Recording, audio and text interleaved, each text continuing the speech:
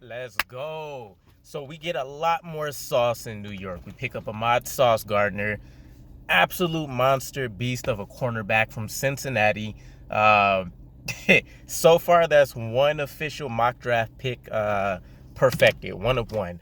I had Sauce Gardner coming to us for as well, but I think if we're going with the shell shock of not picking Kayvon Thibodeau, here's what I would say to keep in mind is that um, uh, Ahmad Gardner had 3 elite years of production for his tenure in Cincinnati. The crazy stat that's out there that he's never allowed a touchdown in all of the snaps that he played, of course, stands out.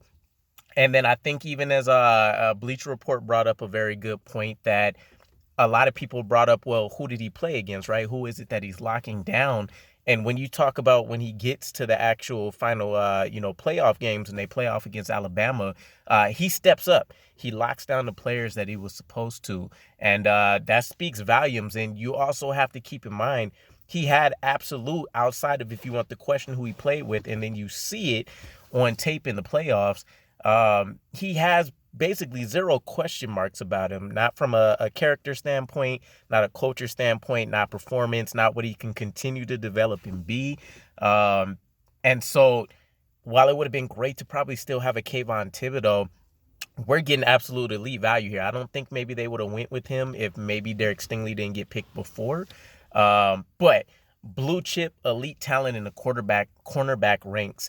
And this definitely allows now, we're still going to get an edge. Keep in mind, we're not just disregarding this absolute need in Robert Saleh's defense, but if you can go out there and confidently say, I have DJ Reed and I have, Sauce Gardner that can lock people down for that extra second or two, we still could potentially walk away with a very, very good edge at number 10 or however this plays out for us. So personally, I'm super excited. I've been a big cornerback guy myself for whatever, since forever. I played cornerback in high school a little bit, was able to do some practice stuff in college, but the cornerback position is a premium for a reason. So I did put out a video saying my only question mark would we be willing to pay him a secondary contract?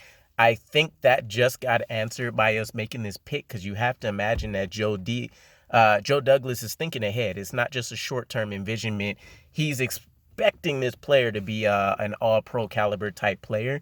And we're going to end up doling out probably like a $25 million contract, if not more, by the time he's able to go and get one. We also get his rights for 5 years, even though we probably won't wait that long. But super excited, guys. Let me know what your thoughts are on the pick. We did miss out on Kayvon Thibodeau. There's still awesome tackles that are on the board as well. I don't know if all three, or at least the big two, and Evan Neal and Ike Ekwonu will make it to us. But I don't think we could ask for a better start. I mean, Derek Stingley could have been debatable as maybe the number one. But when you talk about, again, consistent elite production on tape, it just doesn't get any better than that for us. So we essentially have our new Darrelle Revis. We got to come up with a new moniker. I don't think Sauce Island is going to work. Maybe Lost in the Sauce or something like that. But super excited. Let me know what your guys' thoughts are. I can't wait for the 10th pick to come around and see how this pans out for us between the Debo drama and us seeing a lot of these players that we thought originally would have been off the board and many mock drafts gone. So stay tuned. I'll catch up with you guys again. Peace.